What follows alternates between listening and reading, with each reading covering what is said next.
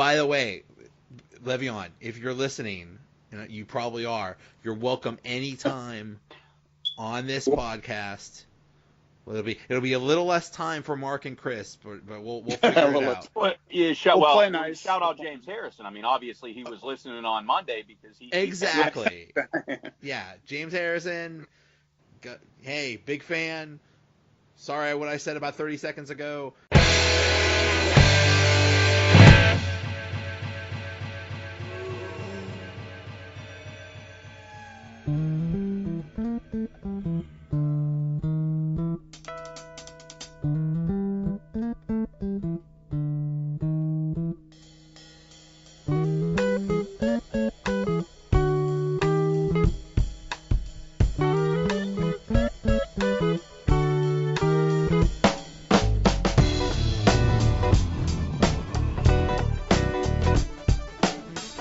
Welcome to another midweek edition of the Donut Bag. How are you?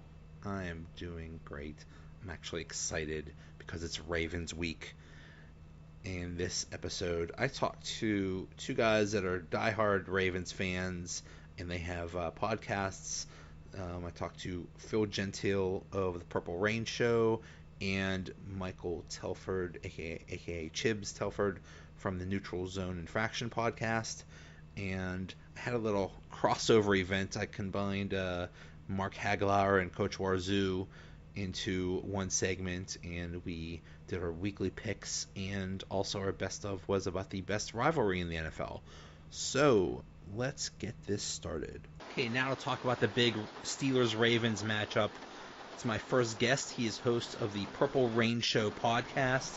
He is at I Hate JJ Redick on Twitter, and he is a fantasy analyst for 105.7 The Fan. He's Phil Gentile. Phil, how you doing? Not much, man. Thanks for having me. Looking forward to talk some football with you. Yeah, me too. This is a huge game. Steelers-Ravens, always a big game, always competitive, always intense. So, yeah, should be interesting. Yeah, I used to love messing with Steelers fans. You know, when we played you guys, and I'd probably lose my voice every single game, and start fights in the crowd when I was a younger buck. But I've really grown to respect the Steelers. And I mean, if we didn't have a football team, I'd probably be a Steelers fan. It's a damn good organization. I love a lot of your players. You guys play the game the right way. So these games every year, I feel like I enjoy them more and more. Guys I really disliked, like the Hines Wards of the world, are gone, and I don't know. There might be some divas on your receiving core, but you got some really good players, man. I think it's going to be a damn good game like it always is. I think you throw out the records, and I hate that cliche, but I don't care if your defense is awful or our offense is doing well. It's going to be a close game, whether it's 28-27 or 10-9. It's going to be a close game down to the end, so it's going to be fun. It's funny you say that because that's how I feel too. This rivalry has evolved.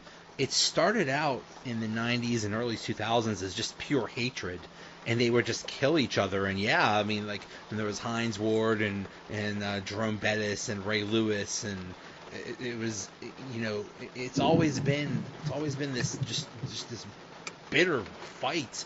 But I think it's grown into kind of a respect thing because they're so similar. They play so well. They used to play similar. They used to have. They both used to have.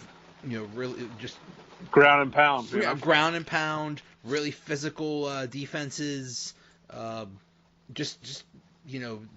Ravens and the Steelers are known as a couple of the hardest hitting teams, and they're always doing well. So it's always like almost between the Steelers and the Ravens as to who's going to win the AFC North, and it's been back and forth. So it's kind of gone from hatred to respect.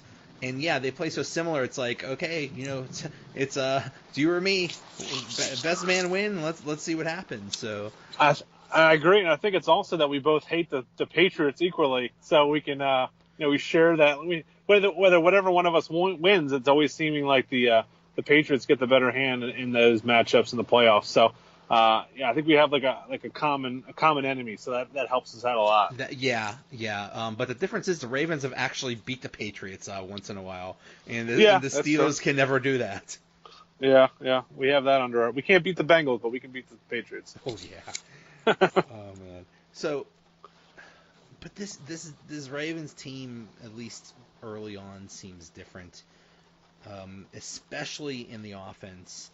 I've never seen a team completely overhaul the receivers like the Ravens did. And I got to tell you, I think that was a great move because the people they had before, 300-year-old Steve Smith, Mike Wallace, they were all bums and they were always like holding the offense back. And now it looks like you have some really good playmakers.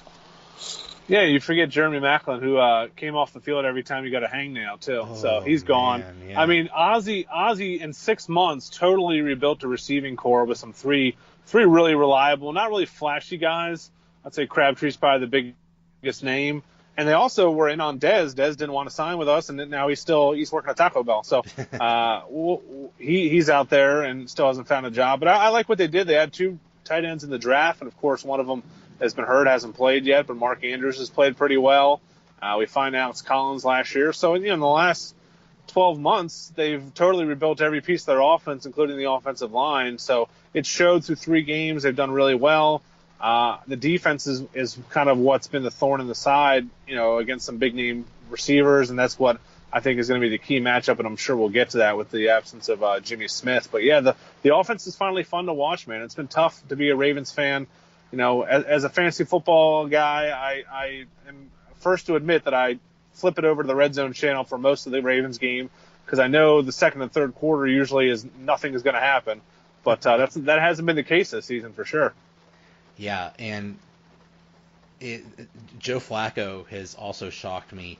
I really thought that he was on the back end of his career, that he was on the decline, and that he wasn't going to be quote-unquote elite anymore. And he shows up, he looks great. I guess hiring your replacement will do that for you. 100%. That's what it is. It lit a fire under him. He hadn't worked out with his receivers, and I think like 5 or 6 years. He finally did that in the off season, which almost every quarterback does. And this is probably the best you're going to get from Joe Flacco, which it's good. I mean, I think we've won a Super Bowl with him at this level. He was getting no protection last year and had awful, like we talked about, awful pass catchers, awful playmakers. So it was just a recipe for disaster. He's not a Aaron Rodgers. He needs weapons around him. He needs people around him to make him better. He can't make good receivers great.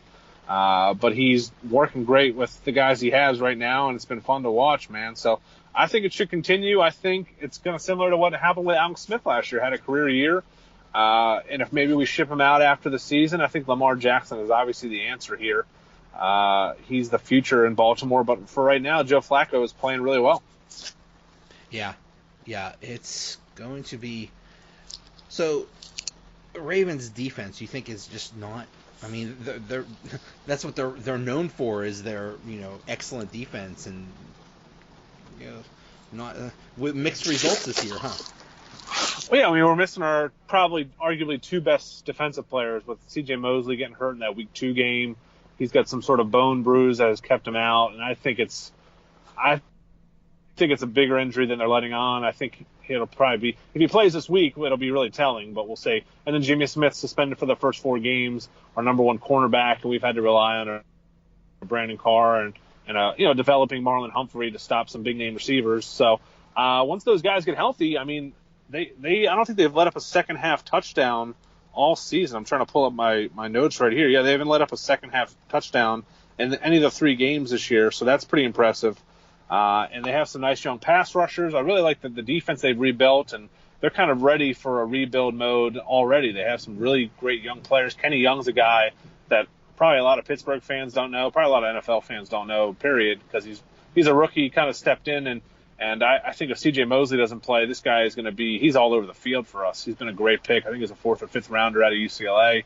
He's been awesome for us. So the defense really isn't the problem if we get these guys back healthy, but I'm worried about this game. I think the Steelers' defense is so bad that you guys have to score 40 points every week to stay in games, to win games, and whether we can do that on the road in a primetime game remains to be seen.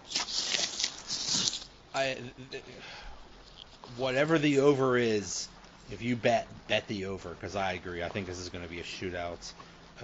Every the past couple games for the Steelers have been shootouts. At least the defense did something against Tampa Bay, but they were absolutely horrible against Kansas City 2 games ago.